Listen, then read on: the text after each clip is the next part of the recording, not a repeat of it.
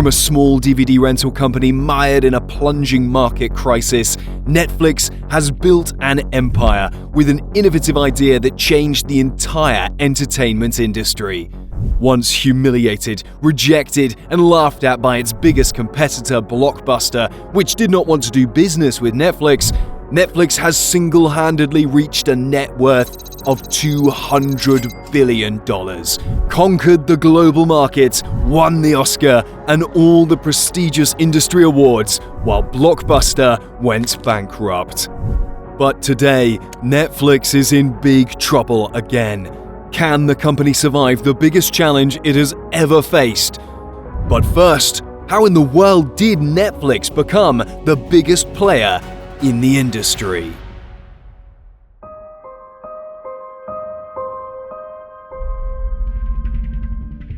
Mark Randolph always wanted to start his own business that would reach millions of people. He was a visionary who saw huge potential in the new thing, which was the internet.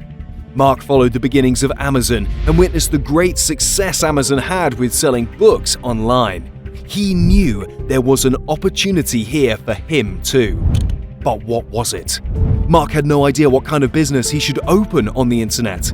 Months passed, and the little notebook he carried around to jot down ideas became more and more full. But no ideas resonated with his friend, Reed Hastings, who patiently listened to his pitches. Mark tried everything, from selling personalized surfboards and dog food to baseball bats and tents. But Reed just did not see the potential they were looking for. There must have been 200 ideas Mark had, until one day, Reed finally set some parameters. The product had to be something that people would pay for over and over again, so they could sell it to the same people over and over again. And it should not be customizable, because then each new order would require additional work, which would then no longer be scalable. Mark focused on these conditions, and suddenly, an idea came to him out of the blue, and he knew it was the winning one. He smiled at Reed and asked him what he thought of videotapes. For the first time, Reed said nothing, but just stared out of the window, lost in thought.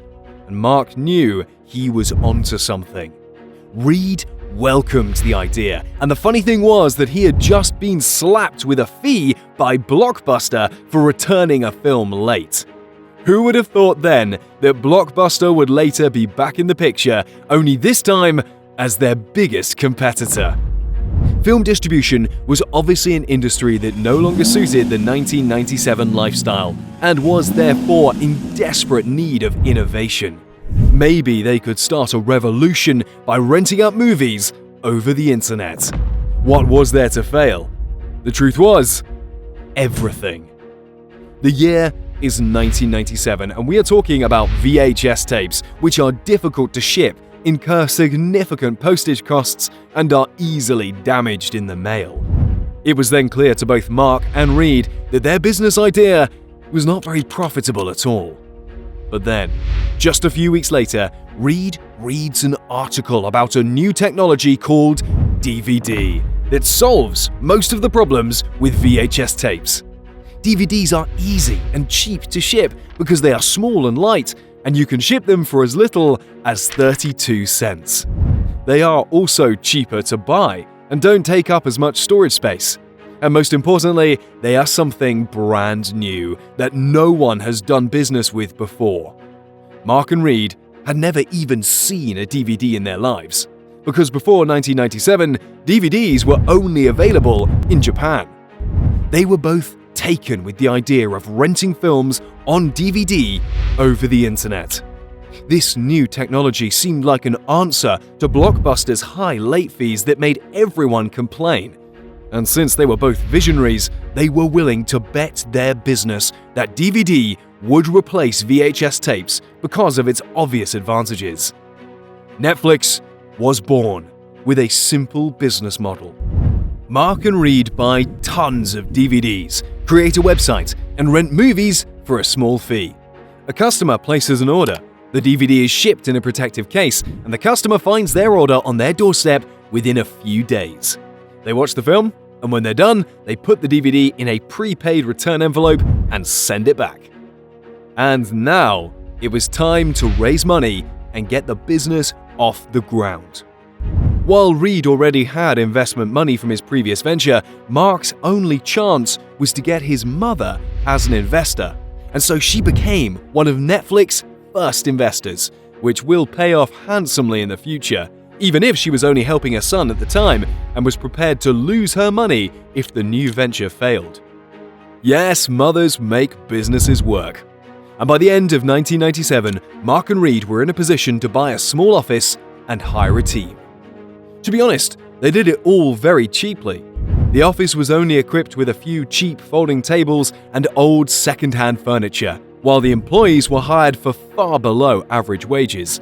But they were promised Netflix shares, which meant they would be highly rewarded for their initial high-risk commitments to the company. Let's now talk about the name. It's an understatement to say that in those early days, no one on the team wanted the company to be called Netflix. Because although the word flicks means movie in slang, it also means flogging. And that was a pretty negative connotation. So the whole team came up with other names, like Luna Cinema and Videopix.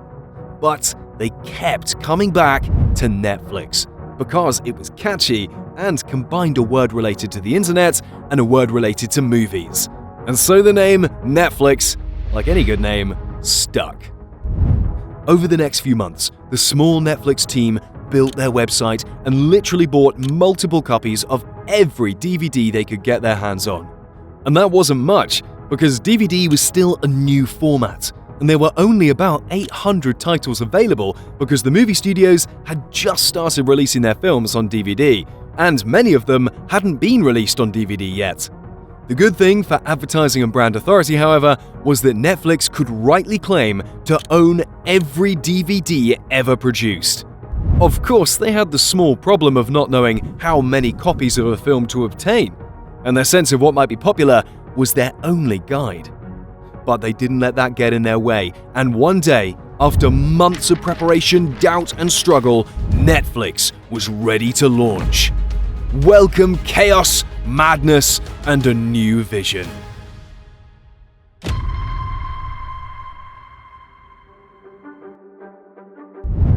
It was 8:56 a.m., and beads of sweat stood on Mark's forehead, while the small Netflix team nervously looked at the clock and hid their uncertainty, to no avail. Everyone knew that the next 10 hours would seal their fate. They would either win a great victory or suffer an even greater defeat. At 9 a.m., in just 4 minutes, the Netflix website will be unlocked. Mark and Reed have arranged a series of interviews with news agencies and reporters to attract media attention and introduce people to their new groundbreaking service as soon as their website goes live. But their biggest fear was not that. It was that they did not know what to expect. They could get 0 orders, they could get 10, or they could get hundreds. The clock struck 9, and the engineer made a few clicks on his computer, and the Netflix website was on, and so was history. In order to not miss an order, they had connected a bell to the computer that rang every time a new order was placed. And the first one was placed by Mark for good luck and to start the dice rolling. To make it even more symbolic, Mark rented Casino, and the bell rang. Hooray! Netflix was officially in business. A minute later, the bell rang again, and then again, and again, and again, but now they were real customers. They were strangers somewhere on the internet who liked to try out new technologies, and they rented DVD movies for their pleasure. But this was not just a coincidence. During the preparation period, Mark and Reed had their team create online profiles on film forums and notice boards. And as soon as Netflix was available online, they started making excited comments about this new online DVD rental service that makes watching movies easy and accessible. And they made it look like they had hundreds of DVDs, while the prices were really affordable. So they managed to attract a lot of movie fans who were now ordering like crazy. But It did not look like that in the small Netflix office. While Mark was in the other room giving his scheduled interviews to the media to attract more attention, the bell suddenly stopped ringing after 15 glorious minutes of rolling orders. Everyone stood up and looked at each other in horror, thinking they had failed and the first orders were just beginner's luck. But it was much worse than that.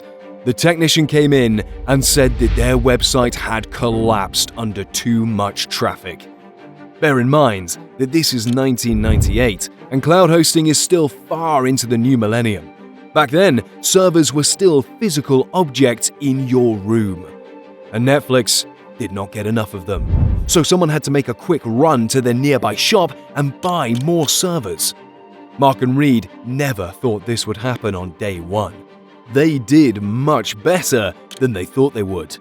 If only they could get through the first day. Because there was no guarantee that someone who didn't get access would check back later. Mark's mind went crazy when he thought of all the potential clients they were missing out on because they weren't technologically well equipped. That was a big lesson for everyone. Suddenly, someone came running with 8 new servers. And guess how long they lasted?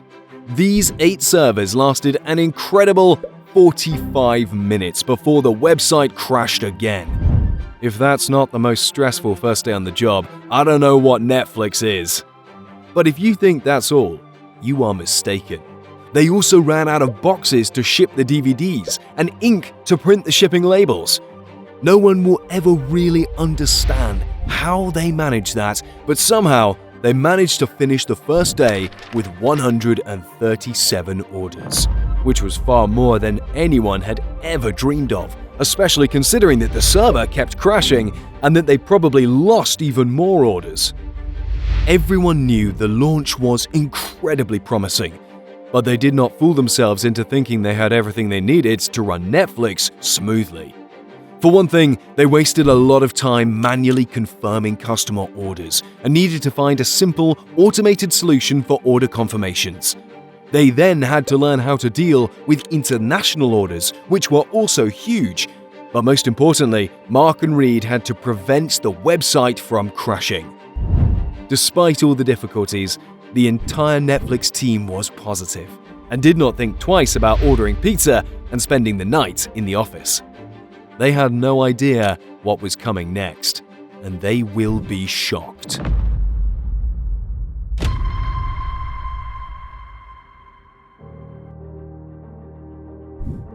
Netflix revenue was over $90,000 after its first month of existence. That sounds good if you don't know that only $1,000 came from DVD rentals. The rest came from the sale of DVDs. And Mark and Reed knew that this wasn't a sustainable business model. But they couldn't start Netflix without giving people the option to buy as well, not just rent. So they sold DVDs for $25 and rented them for $4, in the expectation that the majority of people would rent them. But they forgot something crucial.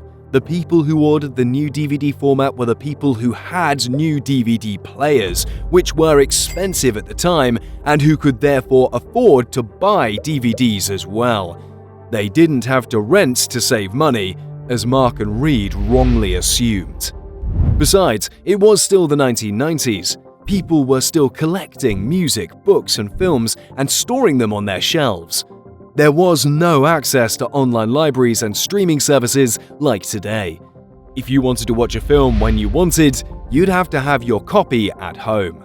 So even though Netflix made a lot of money selling DVDs, they knew this wouldn't last forever, and it certainly wouldn't reach their goal.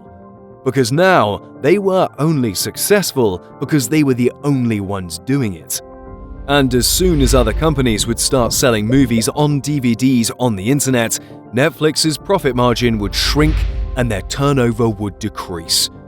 The only way out was to become a company that rents DVDs, because this model is far more profitable, is harder to copy, and they can build a loyal customer base before anyone else. And then, something unexpected happened. Mark and Reed received a call from Jeff Bezos, the founder and CEO of Amazon. who wanted to meet with them to talk business. It was the summer of 1998, and Mark and Reed met their role model, who inspired them to start an online business, and now Jeff Bezos was standing in front of them, making them an offer they could not possibly refuse. Bezos told them that Amazon had evolved from an online bookstore to an online shop for everything, and that he was adding DVDs to Amazon products. Bezos said he had been following Netflix since it went public and wanted to acquire the company. Mark and Reed will get a lot of money with just a few months of work and can start any new project they want, while Amazon gets direct access to the DVD market. Otherwise, Bezos leaned back. It was only a matter of time before Amazon and Netflix went into direct competition, and guess who will win? Mark and Reed were smitten. This is every entrepreneur's dream offer. That's how you succeed. You start a company and sell it as quickly as possible, and then you start a new one. What's there to turn down? It's an offer they cannot refuse. Are they crazy? Do they really think they can do better than Amazon? What if they fail and regret not taking Bezos' offer? If Bezos had talked to anyone other than Mark and Reed, he would have gotten his deal, and Netflix would never have gotten that Oscar nomination and made history. But Mark and Reed were not just anyone. They were visionaries who loved the game, and they truly believed in the idea of an online DVD rental. It took them just a few months to put together a great little team, a working website, and the biggest DVD collection. And it was so much fun. They had only just warmed up. No way are they going to give up now and sell to Amazon. No way, Bezos. On the drive home, Mark and Reed's brains were working at full speed. Thanks to the incredible boost and validation of their entrepreneurial skills they had just received from the great Jeff Bezos, they could clearly see that offering DVD sales and rentals on the same website was confusing, complicated, and unprofitable, because it was basically like running two separate businesses. No wonder customers were so confused and just followed their old habits when making a purchase. And let us not forget that Netflix started renting because the rental business is exponentially more profitable, easier, and more rewarding than selling. And now, after listening to their hero, Bezos, they would have been reassured that their original idea was the right one and that they should pursue it wholeheartedly. But they also did not want to just blow Bezos off. That would not have been a smart move either. So they called Bezos back and offered him their deal based on the partnership between Amazon and Netflix. They would stop selling DVDs and cede their market share to Amazon by redirecting customers who wanted to buy something to the Amazon website. And in return, Amazon would show Netflix ads for renting DVDs. It was a great deal. Theoretically, Netflix will remain friends with Amazon, which will bring a lot of publicity and credibility to Netflix, which will just focus on rentals. Jeff Bezos accepted the deal with open arms, thinking he got what he wanted just for free. And Mark and Reed were so full of confidence from Bezos' offer that they completely forgot that they were still only making money from selling, and that they had in fact given away their profitable business for free and were now back to square one, but with the cost of an office with employees. The hero's true journey begins.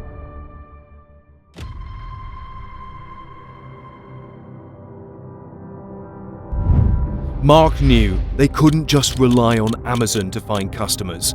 They'd had to find other ways to reach them. So, he struck a deal with Toshiba and Sony, the biggest manufacturers of DVD players, to run a Netflix promotion and give every DVD player buyer 2 free rental movies on Netflix, in the hope that they'd sign up and become regular customers. To claim this promotion, all one had to do is enter the serial number on the device on the Netflix website. A good idea? No.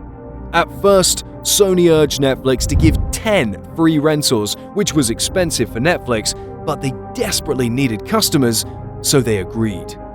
Then the Netflix team noticed that they were sending lots of free DVDs to exactly the same address because Sony had put the serial numbers of the DVD players on the outside of the boxes, so everyone could see the serial number without buying anything. And of course, people found out very soon and started taking massive advantage of Netflix, which lost money quickly as a result. But that wasn't the worst thing. The worst thing was that less than 5% became regular paying Netflix customers. People just didn't want to rent. And what Mark and Reed didn't understand at the time was that people didn't want to bother returning the DVD even though it was free. Although it was a good idea, the timing just wasn't right, and once again, they made big losses. So, Netflix tried a different approach, focusing more on attractive content that would bring both customers and publicity. What did all Americans want to watch in the autumn of 1998? You guessed it, the footage of Bill Clinton's grand jury testimony, in which he talked at length about his affair with White House intern Monica Lewinsky. And so Netflix started selling DVDs with the footage of the trial just for 2 cents, with the slogan, "Have your 2 cents on the Clinton testimony." And for a while, it worked. For only a few $1,000s, Netflix gained thousands of new customers. But then it went wrong again, and it was as if God himself was laughing while Mark and Reed planned desperately and in vain. The thing was, Netflix had hired a company to convert the videotape of the Clinton trial to DVD and make all the copies, but somehow the company's other product, adult movies, got mixed in with the Clinton trial, and people got hardcore Netflix stuff, which they only found out about by accident on a forum. Netflix apologized to all customers and asked them to send back the explicit copy to give them the Clinton trial, but no one ever returned the wrong DVD. And Mark and Reed had to face the hard truth. Netflix was losing money, their promotions weren't bringing in customers, and the deal with Amazon wasn't working either, at least not on their side. They sent tons of customers to Amazon, but got nothing in return. One day, Reed came to Mark all worried and told him they needed to have a serious talk because he no longer believed in Mark's judgment and decisions as CEO. Mark and Reed were both co-founders, with Reed investing most of the money in Netflix and Mark running the company as CEO and devoting all his time to it. But Reed was now worried whether this was the right way to go, and he even prepared a PowerPoint presentation to back up his statements with figures and diagrams. In short, Mark hadn't made a single profitable decision as CEO.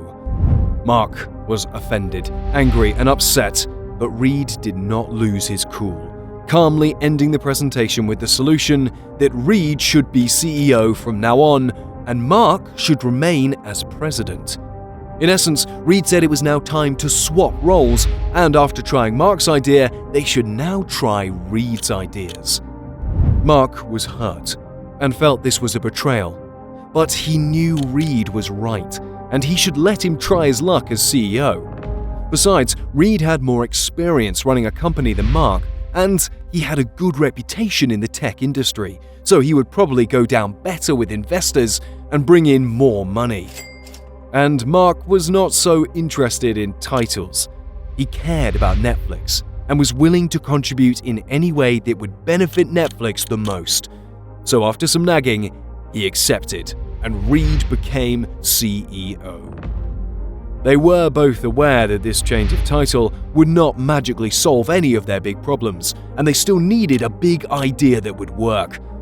Mark went running to digest all this, and suddenly something occurred to him, an idea that could be the turning point for the better.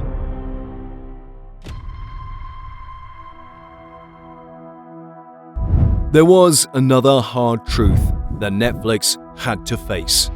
They were not the least bit different from Blockbuster, except that Netflix was doing it online and with DVDs. But what if, Mark thought, They stopped with the old-fashioned return and late fees and instead offered a recurring subscription for a flat monthly fee.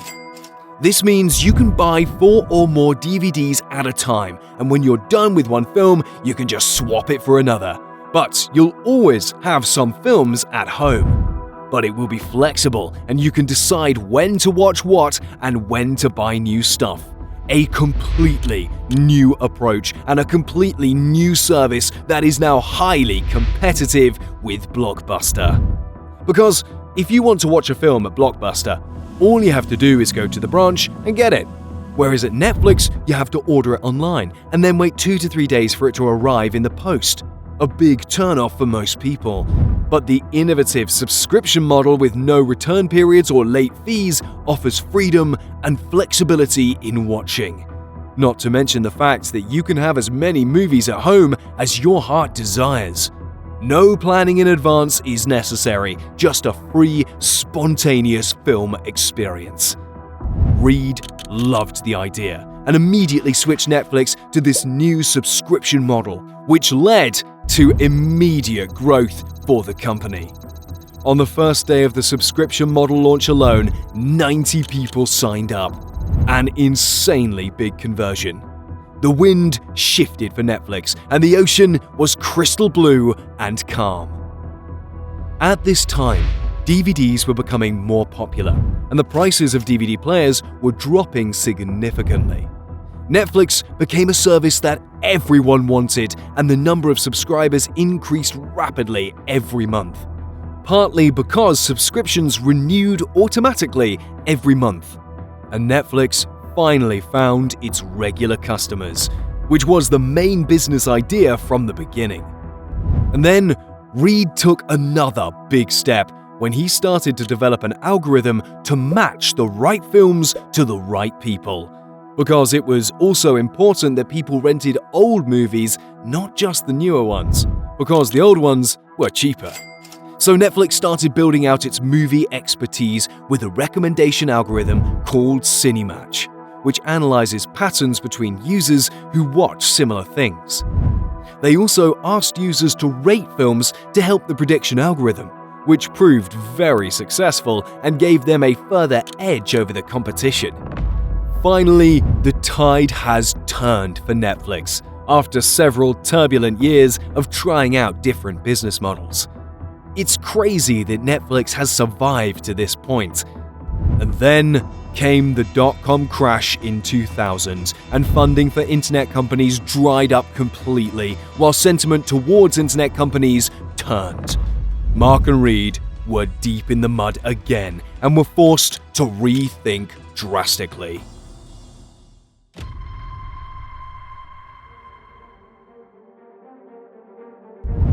The subscription model worked great, bringing in tons of new customers and $5 million in revenue in 2000. But compared to Blockbuster, which alone took $800 million in late fees and was worth about $6 billion and employed 60,000 people, Netflix wasn't doing so well. And it was obvious that if Blockbuster started using the internet for its service, it would wipe out little Netflix. It was pure luck for Netflix that Blockbuster had still not reacted to the rise of the internet and held on to its physical shops. Before the collapse of internet stock prices, investors were throwing their money into every internet company, and it was easy to get funds.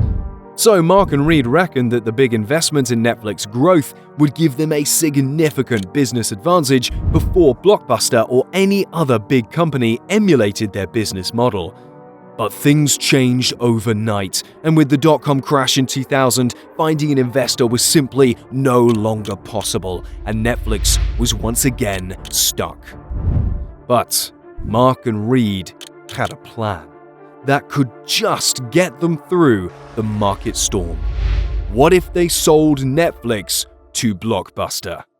They could stay in the company but get access to more resources and a stable growth environment, while Blockbuster would get access to the online market and could easily switch to the internet business model.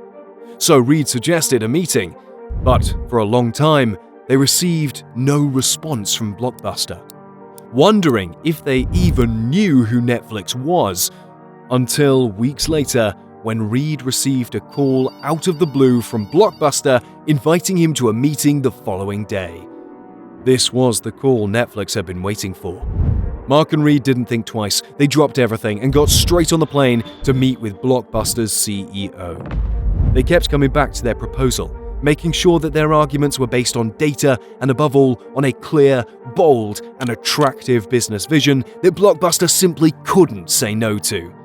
They knew that the meeting would be intimidating for them, and that they'd have to prove their determination and ability to push their ideas through. So they went in there prepared to join forces with the giant Blockbuster and dominate DVD film distribution locally and virtually. But the meeting had strange vibes from the start. And although the CEO listened to them patiently and in line with the company culture, Mark and Reed felt he just wasn't buying it.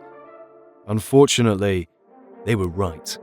Blockbuster's CEO said he wasn't surprised when the dot-com bubble burst and that internet companies like Netflix will never be sustainable. But perhaps out of curiosity, he wanted to know what Netflix's price tag was. And knowing how that would sound, Reed nevertheless quoted the figure confidently: $50 million. Considering the value of dot-com shares, the price was a joke. And Blockbuster's CEO politely laughed them out of the meeting. And basically they laughed at us. They laughed at us because of the hubris that in the heat of a dot-com meltdown, this upstart direct mail video business would dare be worth $50 million.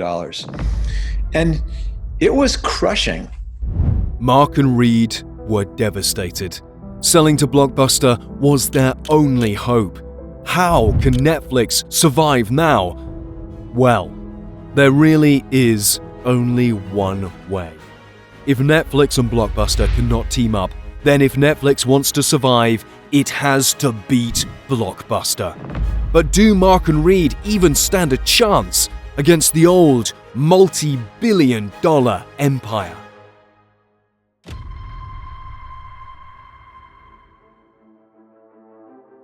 Reed came in full force, and the first thing he did was to cut staff, i.e., lay off a third of Netflix employees.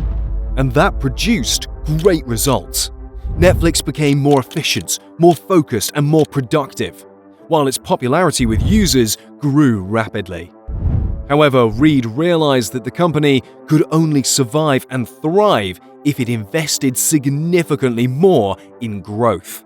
So he put all his efforts into raising funds. And in 2002, Netflix made a remarkable and memorable stock market debut.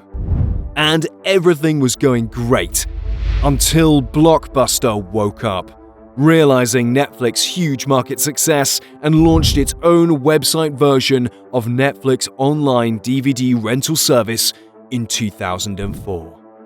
Second stage, Blockbuster realized after we went public that we were going to be a real threat, and they geared up an effort. They launched in 2004, and from 2004 to 2007, we had a very fun, scary, epic battle with Blockbuster.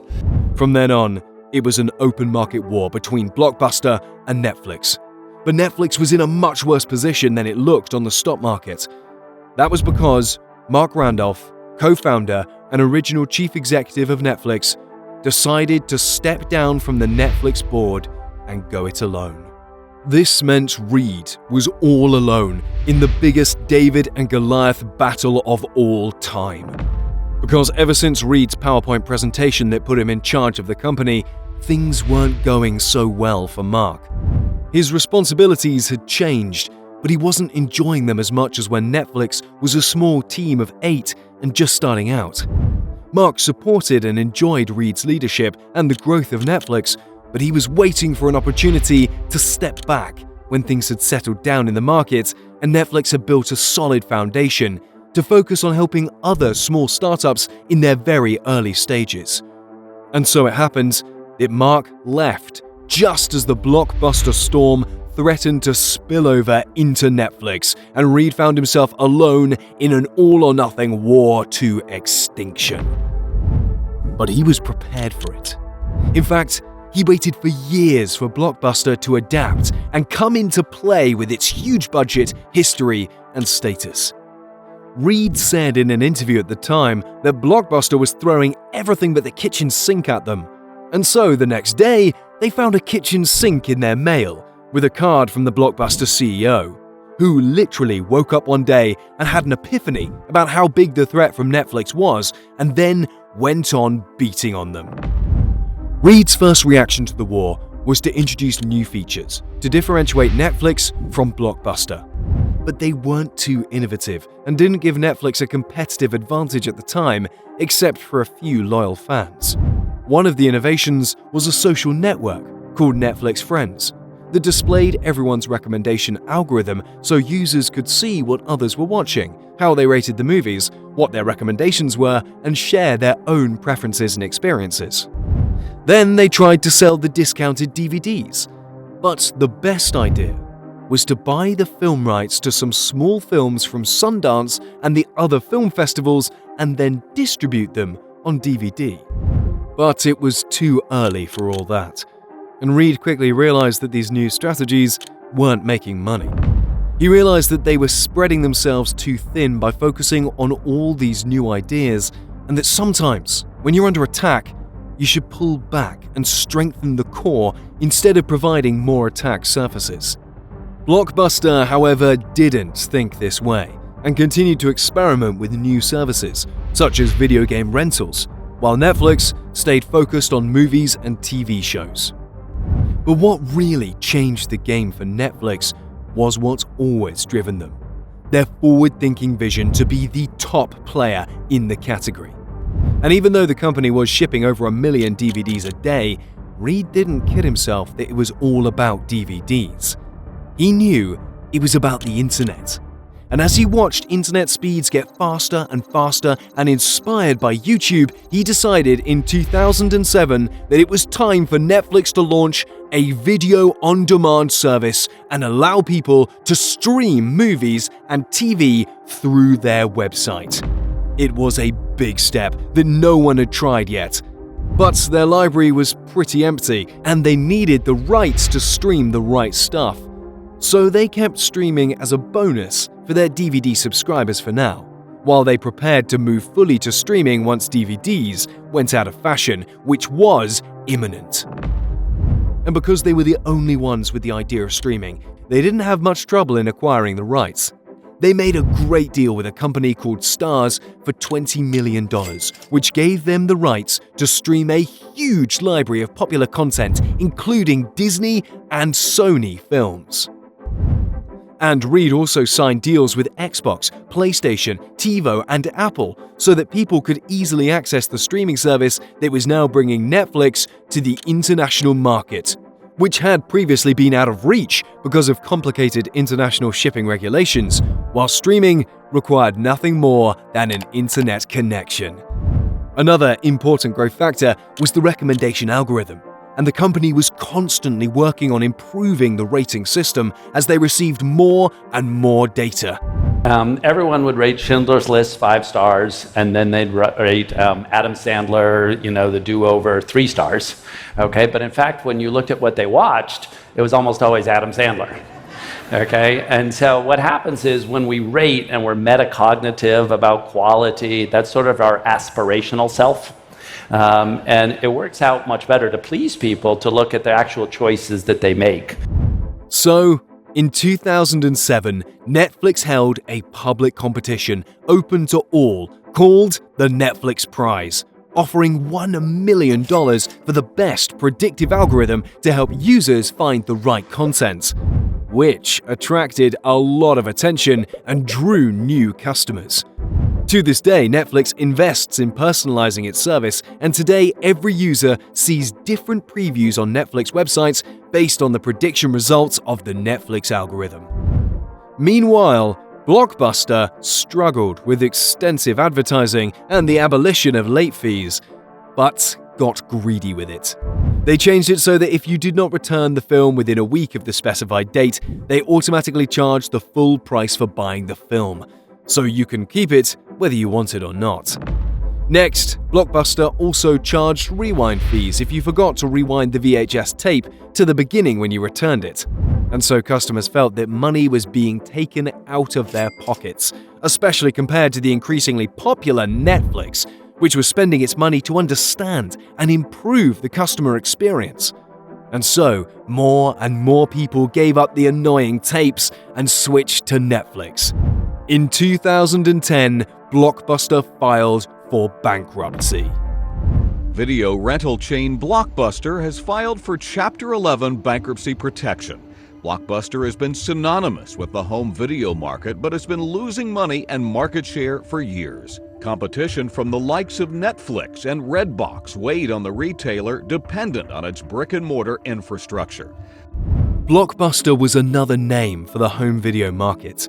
But as new technologies emerged that brought new habits and behaviors, Blockbuster failed to adapt and was eaten up by much smaller companies like Netflix and Redbox that had started from scratch.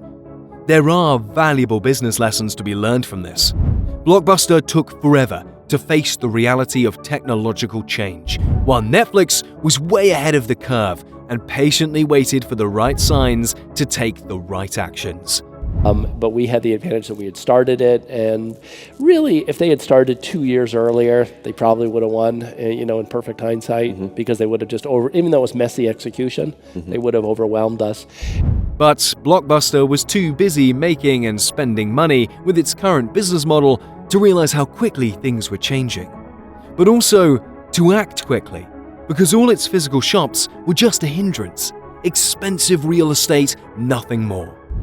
When things started moving on the internet, they were too bureaucratic and too slow to keep up. Just like the once great but now dead Nokia and Kodak. But Netflix, as a lean, innovative startup, never stopped following and adapting to the market. They could have easily stopped with their subscriptions, but instead focused on the next big thing, streaming. And it must sound crazy for the Blockbuster executives to imagine that things could have been very different if they had just been a little more open to suggestions from dynamic, innovative, and successful small businesses. Like in 1999, when Enron wanted to set up a video-on-demand streaming service years before Netflix launched its. But Blockbuster was doing so well and was so arrogant that they did not even try to look to the future, and they never pursued the video-on-demand proposal. Just as they laughed at Netflix for a lousy $50 million that meant nothing to the billionaire Blockbuster. But of course, things always take the best turn, and if Blockbuster were to move forward with Netflix, there would probably never be a Netflix in its current form, because Blockbuster would just stall them with their old, slow way of thinking. Technically, however, Blockbuster is not completely dead.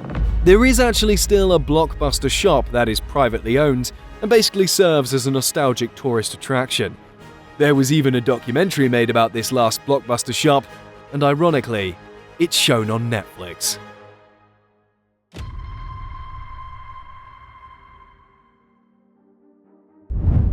The victory over Blockbuster, however, didn't mean the end of Netflix problems.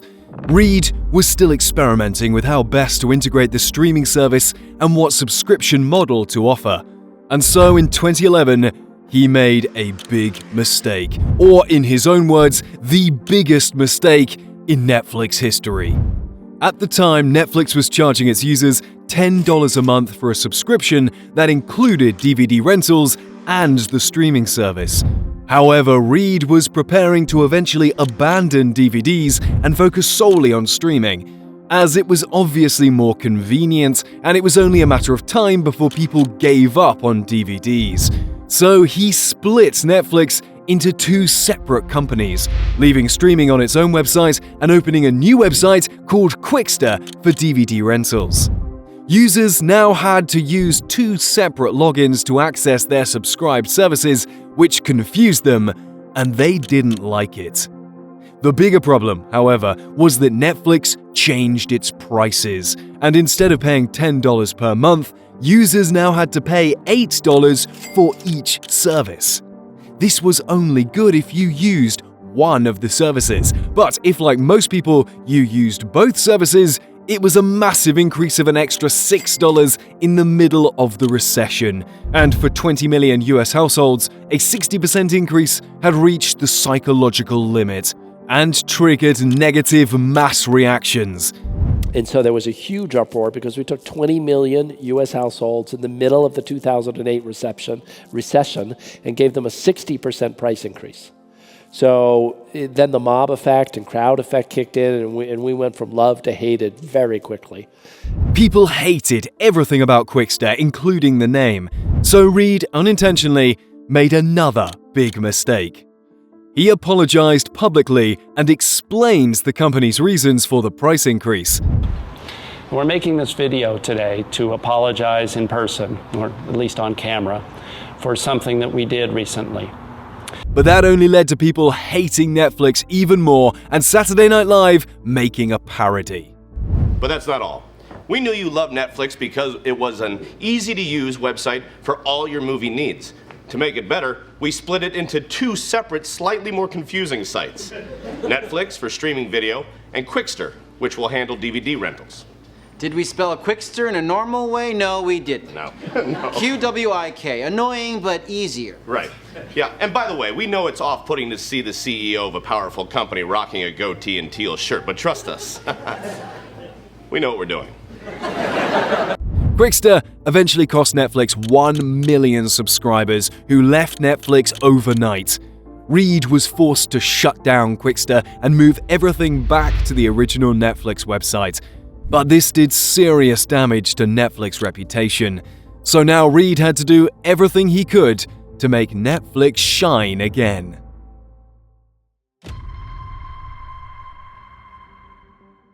Reed knew that streaming movies and TV shows had a future and that people loved it. But there was a big problem with the expansion of the streaming business. Netflix didn't own a single piece of content. Netflix had only issued licenses, which meant that the company was dependent on the renewal of licenses, as license holders could change their mind and demand more, which they did. The only solution was to walk through the fire of creation and produce its own content, which Reed tried to do to some extent when he bought the rights to small festival films. And now, after years of international streaming and increasing subscriber numbers and revenues, Reed felt it was time to start a new project in 2011 and produce original content. Ted Sanderos was the chief content officer and was tasked with producing the first original show for Netflix. One day, Ted came to Reed with an idea that was worth considering, but also a big financial risk. There was a show called House of Cards that had enormous potential, but would cost around $100 million to produce. Because, first, it had a big budget, and secondly, everyone, including HBO, wanted the rights to it. If Netflix did not want to lose money, it needed to attract 500,000 new users who would subscribe for at least 2 years. It was a gamble, and Reed was calling the shots. Netflix bought the rights to House of Cards, and the show became the first television series of its own, premiering in 2013 to great acclaim and becoming the first online-only television series to receive an Emmy nomination. Meanwhile, more and more content producers were no longer granting Netflix an exclusive license to stream their films and series as more streaming services emerged and took over the licensed content. Netflix had to find a way to remain unique, and the only way was to stream exclusive shows that could not be found anywhere else. It also became clear that paying for licenses was much more expensive and risky in the long run than producing your own content, especially as some studios started charging Netflix higher and higher license fees when they saw how much money Netflix was making. So Netflix jumped into producing original content, from TV to big-budget movies, and soon became a joke. That's how much content they had produced. Netflix, you're greenlit. Who am I speaking with? Yes, hello. We have an idea for a show that we think would be great for Netflix. Okay, great. Would you like a pilot or just go straight to an order of 6 episodes? Many questioned this strategy when Netflix started spending hundreds of millions on original content. But as more and more streaming services began to compete with Netflix, it became obvious that producing original content was the best strategy. And today, Netflix is outspending its competitors, the Hollywood studios, and even itself. In 2021, Netflix spent $17 billion on content and will spend even more in the coming years. You don't think you're going to ultimately have to take down spend? No, we plan on taking spend up quite a bit. The result is countless awards and even an Oscar nomination. And that's because Netflix has been collecting data on its users' preferences for 15 years and using a recommendation algorithm, so they have a pretty good picture of what people want to watch. And then they just make it and collect all the rewards. Another point is that Netflix has users in pretty much every country in the world. So if they land a hit series in one country, they can easily pass it on to their subscribers in other countries and increase revenue. Everyone will remember the Korean show Squid Game, which became a huge hit everywhere. Or how about the Swedish crime thriller Qwikster, which was very successful in Sweden but grossed 15 times as much in the rest of the world. So here we have another great model for sourcing popular original content. And that is what is so fascinating about Netflix. Netflix is a company that changed its business model as many times as it needed until it found the best model. This can be clearly seen in Netflix's 4 main phases. In the first phase, they sold and rented DVDs by mail. Then they moved to the subscription model. In the third phase, they introduced their on-demand streaming platform. And finally, in the fourth phase, Netflix turned to content production and became a major player in the entertainment industry. And the crazy thing is that Netflix is older than Google. It's been around for a very long time. It's had a big impact on different industries and has changed the way we consume shows. And now, everyone wants to know how they managed to stay innovative and relevant for so long, and most importantly, is there an end to Netflix?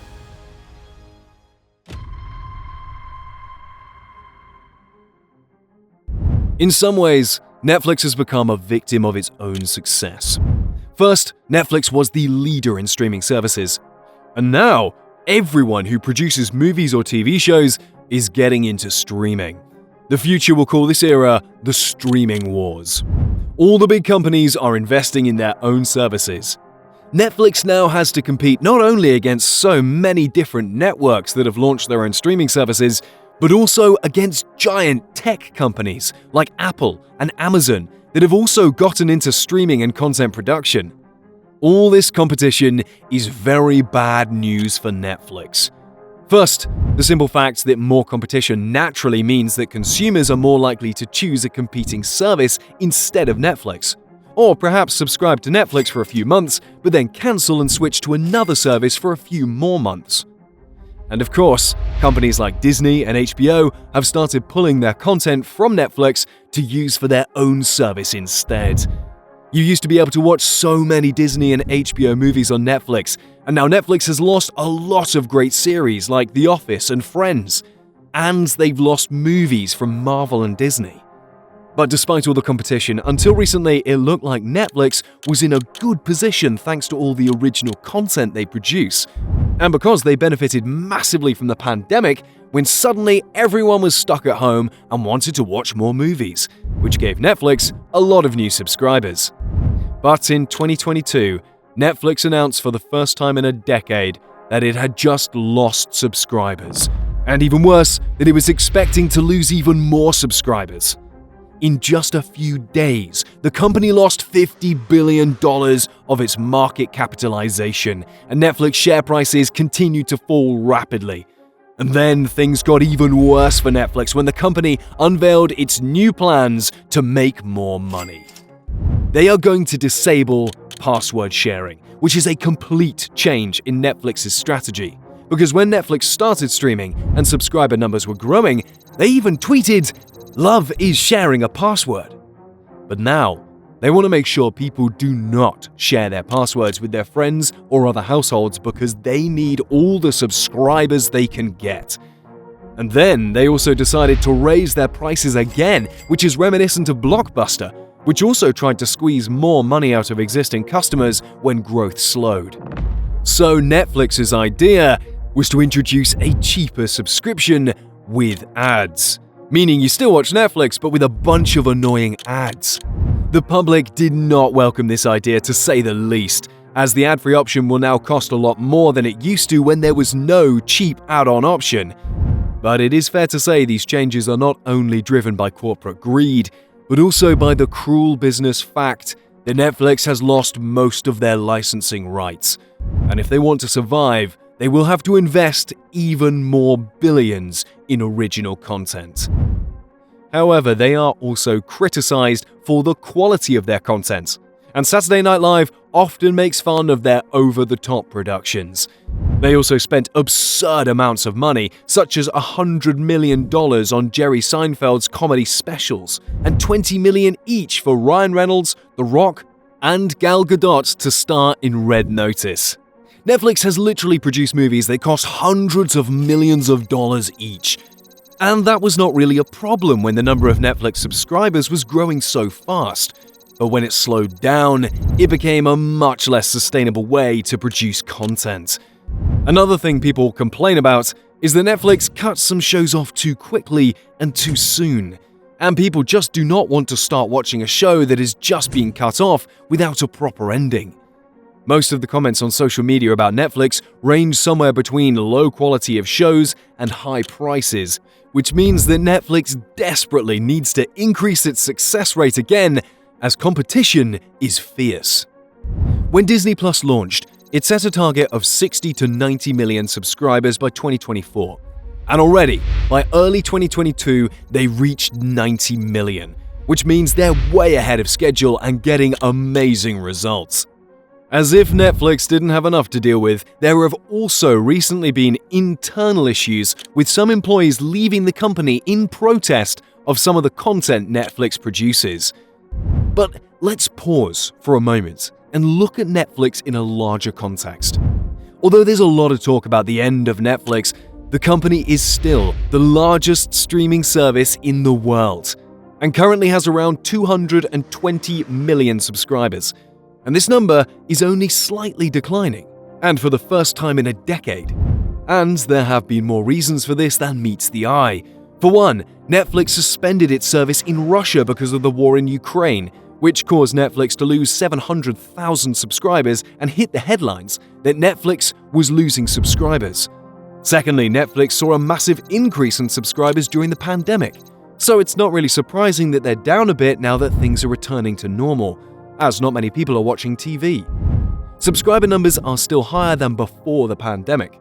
And thirdly, with inflation rising, it's also not surprising that some people have cancelled their subscriptions. These are difficult times for a lot of people, but just because they've cancelled their Netflix subscription doesn't mean that Netflix is now doomed. While it is true that Netflix no longer dominates the market, that hardly means it's over. Netflix has been in tough situations like this before and has always adapted successfully, so there's no good reason to think that this time will be any different. And the streaming wars are in fact not beneficial for either the customers or the companies, because when Netflix had a near monopoly on streaming, everything was in one place at an affordable price. And now, everything is spread across so many different services, which is confusing and time-consuming, not to mention that it now costs hundreds of dollars a month to get all the different subscription services and use several different user interfaces to try and find what you want. And for most people, that means missing out on a lot of shows they want to watch. It's very frustrating when you hear about a great program but need a whole new subscription service to watch it, which means that talking to other people about programs is not quite the same when everyone has a different subscription. Of course, the fact that all these streaming services are investing millions and millions of dollars in original content does not mean that more shows are being produced overall. But as more and more separate streaming services emerge and prices continue to rise, perhaps there will be a side effect of piracy. And although Netflix is losing market share to other streaming services, it also means that the streaming market is growing, which means that market share carries more weight, especially considering that traditional television is slowly but surely dying out, and that more than a third of the world does not yet have internet. So the biggest problem for Netflix is not other streaming services, but simply the general battle for attention. Reed sees his competition in all forms of entertainment, including videos and especially games. In fact, Netflix competes more with Fortnite than with HBO. We compete with Fortnite more than HBO, meaning that Fortnite gets a lot more hours of viewing. And ultimately, it's about competing for those hours of viewing. But we don't compete with Fortnite, say, better by doing something like that, because we're not very good at that. We compete by doing the most amazing TV shows you've ever seen, so you put down Fortnite and you come to watch our show, because lots of people watch a mix. And then there's TikTok, which has all its content produced for free by its users, unlike the $17 billion Netflix will spend on original content in 2022 alone. Also, TikTok has much more data about its users, so its recommendation algorithm is better. Also, you don't have to pick and choose what you want to watch on TikTok. Unlike Netflix, where you got to keep scrolling to find something you want to watch and then maybe spend 20 minutes on an episode, TikTok's content is usually less than 30 seconds long, so you can watch it for as long as you want. And TikTok's parent company ByteDance was way behind Netflix in revenue a few years ago, and now makes twice as much. And let's not forget YouTube, and the fact that the MrBeast Squid Game video had more views at launch than the actual Squid Game TV show. And of course, YouTube didn't pay a cent for the production costs. This is a battle for attention, and although TikTok and YouTube are sometimes called social media, they are not really, because the feed is completely personalized and you only consume video content as you do on Netflix. Maybe the future of Netflix is uncertain right now, but this is definitely not the end of the Netflix story. We always have to remember the great lessons Netflix has taught us, like focusing on one thing instead of creating new attack surfaces, and following technological progress no matter how far it seems to be in the present. So things are going to get really exciting and interesting for Netflix, and we will just have to wait and see how Reed copes with these times of streaming wars, inflation, and the world supply crisis. Speaking of crisis and wars, if you want to see an even crazier business story full of betrayals and greed, you are definitely going to want to watch the story of Twitter. Just click the thumbnail here, and I'll see you there. Cheers.